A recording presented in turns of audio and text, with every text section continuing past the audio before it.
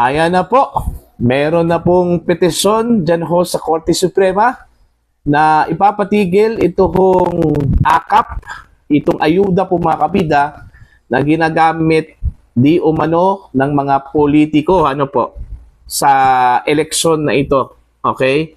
Now, yan yung pag-uusapan po natin kasi umabot na po ng Korte Suprema yung petisyon po mga kabida.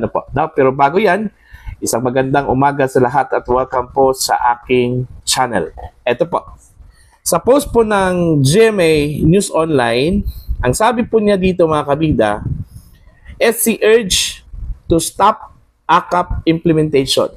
Ayun. So, meron pong nagpetisyon dyan sa Korte Suprema para pigilan po itong AKAP na lubusan na pong maimplementa po mga kabida. Although, nag-start po yung implementation since January pa po, kasi yung AKAP budget na 26 billion pesos po mga kabida, part po ng 2025 national budget o itong General Appropriations Act of 2025.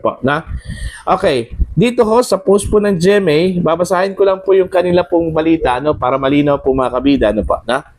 Several groups on Friday filed a petition before the Supreme Court seeking a temporary restraining order o TRO on the implementation of the Ayuda sa Kapos ang Kita Program o AKAP under the 2025 national budget. Okay.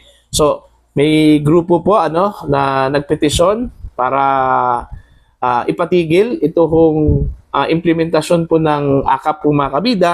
Kaya na sinabi ko po kanina, parang ginagamit na po ito ng mga politiko, while they are campaigning dyan sa kanilang mga lugar. Okay? The petitioners are the One Sambayan Coalition, Sanlakas, Advocates for National Interest, and other individuals. Yung mga conveners po dito, yung mga petitioners dito mga kapida, representing the respective group, ay kinabibilangan po na dating Supreme Court Senior Associate Justice Antonio Carpio, dating Ombudsman Conchita Carpio Morales, at ang mga representante po mga kabida mula sa Sanlakas at iba pang mga grupo na sumali dito sa petisyon na ito. Okay?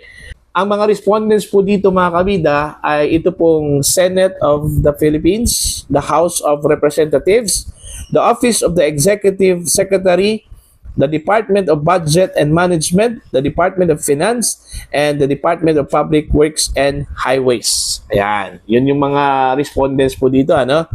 According to the petitioners, AKAP has the budgets of a congressional pork barrel. The petitioners cited a previous ruling that defined pork barrel as a lump sum discretionary fund, wherein legislators can control aspects of its utilization.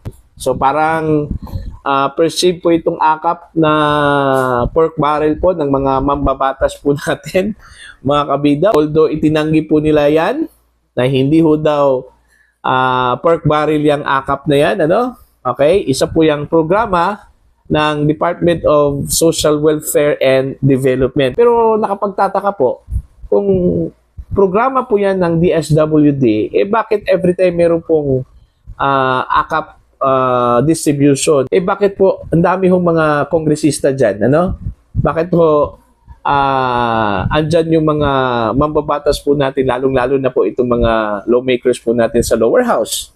Kung yung AKAP na yan, under ng budget po ng Department of Social Welfare and Development, They noted that officials have admitted that lawmakers participate in the implementation of AKAP by identifying, endorsing, and referring specific individual beneficiaries who meet qualifications. Ayun. So sila mismo yung nag-i-endorso, sila yung nagre-refer po mga kabida, at sila yung nag-identify, kung sino yung bibigyan, kung sino yung kwalipikado, mga kabida. So meaning, hindi ang DSWD yung in charge po dito, kundi yung mga mambabatas po natin. Diba? Okay? So ito po. Respondents tried to play down such participation by claiming that the endorsement or referrals of the individual beneficiaries may still be overruled by officers of the executive branch on the basis of certain parameters. Okay. However, it is clear from Belica that the participation of lawmakers being merely recommendatory does not alter the unconstitutional tenor. Ayun. Opposition lawmakers from the Makabayan bloc had criticized AKAP, saying it was designed to enable vote buying ahead of the May midterm elections. Some House leaders, however, rejected this claim. Matagal naman pong may akusasyon na ganun no? Na ginagawa pong pork barrel po ito, pero itinatanggi po ito mga kabida ng mga mababatas po natin dyan ho sa lower house. Kaya nga, yun yung tanong kung wala ko silang pakialam po dyan sa akap-akap na yan, bakit andyan po sila every time meron pong distribution? At ito naman pong TSWD, bakit po hinahayaan po nila yan, Kung sa kanila yung show, sila yung may hawak po ng budget na yan, bakit every time na meron pong distribution, hinahayaan po nila itong mga politiko na ito, Tapos nagsasalita pa itong mga politiko. Alam naman po nila na bawas sana yun, Okay? Mayroon pong kautusan po yung COMELEC na bawal yung mga politiko na sumasali dyan ho sa distribution po ng mga ayuda. Bakit andyan po sila? Hindi ho makontrol po ng DSWD po yan, mga kabida. Okay? So, hindi po natin may iwasan po, mga kabida, yung perception po na yung AKAP po ay isang congressional fund po yan, Kumbaga, ginamit lang po yung DSWD, okay? Para po magbukhang legit po yan, Yun yung perception po, Diba? Pero yun nga, itinatanggi po yan ng mga mababatas po natin. Para po maiwasan po at mawala yung perception, so dapat wala po kayo dyan. Hindi ho business ng mga mababatas to join during the distribution. Okay? Kasi ho, programa po yan ng DSWD po, mga kabida. So, yun po, House Deputy Speaker and Quezon Representative J.J. Suarez previously explained that AKAP targets the near-poor sector families on the brink of poverty due to unexpected crises like illness and economic shifts. Ayan. So, hayaan na lang ninyo yung DSWD. Huwag na po kayong makisali dyan. Yung primary task po ninyo, trabaho po ninyo is to legislate. Hindi ho mamimigay po hindi ho tumulong dyan ho sa DSWD para mamigay po ng ayuda dyan ho sa mga constituents po ninyo, Diba? Hindi ninyo trabaho yan, Okay? So, sana po, so ako, pabor po ako dito ho sa ginawang petition po, mga kabida, dyan ho sa Korte Suprema. Okay? Ang tanong po, halimbawa po, i-grant po yan. Halimbawa po, ay payagan po yan, ang tanong po ngayon, halimbawa po, papayagan po yan ng Korte Suprema. Okay? Yung petition po ay papaboran po ng Korte Suprema.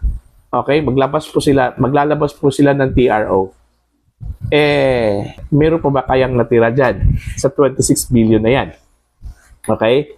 Baka ho, katulad po yan ng PhilHealth, Nung time na naglabas po ng TRO itong Korte Suprema, ang natira na lang po is 29 billion pesos, out of 89 billion pesos po, mga kabida. Sana po, mga kabida, bilis-bilisan po ng Korte Suprema yung kanila pong action dito, yung kanila pong response. Okay? Sana hindi ho maging katulad doon ho sa PhilHealth. Ang tagal po nilang umaksyon. Kaya ang naabutan lang po yung 29 billion pesos. Pero yung 60 billion pesos po ay wala na po yun, Nakuha na po yun, mga kabida. Okay? So, yun lang po para po sa inyong comment and for your opinion. You can comment down, mga kabida. Para sa mga hindi pa po subscribers sa aking channel, please subscribe. Just click the subscribe button, click the notification bell, click all para updated po kayo sa aking mga uploads. Maraming salamat po sa inyong mga kabida.